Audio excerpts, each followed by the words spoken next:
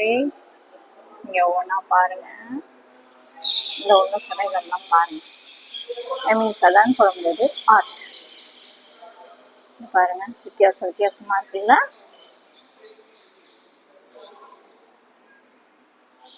ஒவ்வொன்றா காமிக்கிறேன்.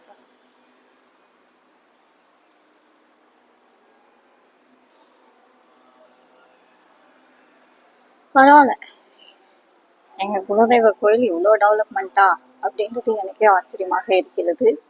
ஏன்னா அது ஒரு காலத்தில் வந்து ரொம்ப சின்னதாக இருந்தது இந்த கோயில்.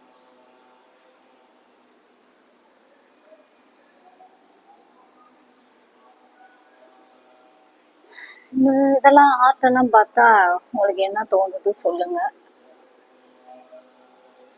அப்புறம் அந்த பக்கமும் இருக்கு, ரைட் ஹேண்ட் சைடும் வையும் காமிக்கிறேன். இந்த புரட்டாசி மாசமா இருந்தாலும் ரொம்ப காலியா இருக்கு இன்னைக்கு. ஏன்னா எல்லாத்துலயும் இப்போ எக்ஸாம் நடந்துட்டு இருக்குல்ல ஸ்கூல்ல. ஆக்சுவலி நான் நாளைக்கு தான் வரதா இருந்தது, புதன்கிழமை. ஸோ பரவாயில்ல, இன்னைக்கு வந்ததுனால ஒன்றும் பிரச்சனை இல்லை, ஓகே.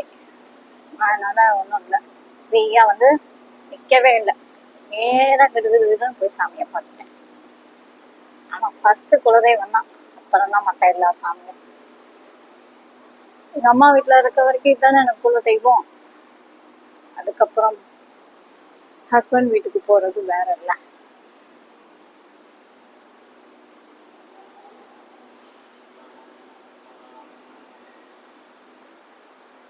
ஆனால் அந்த இடத்துல பாருங்க, இந்த உபயோகம் நேரம் எப்பவுமே ஒரு ஃபேன் ஒன்று ஓடிக்கிட்டே இருக்கும். இதுதான் ஒரு ஆச்சரியம்.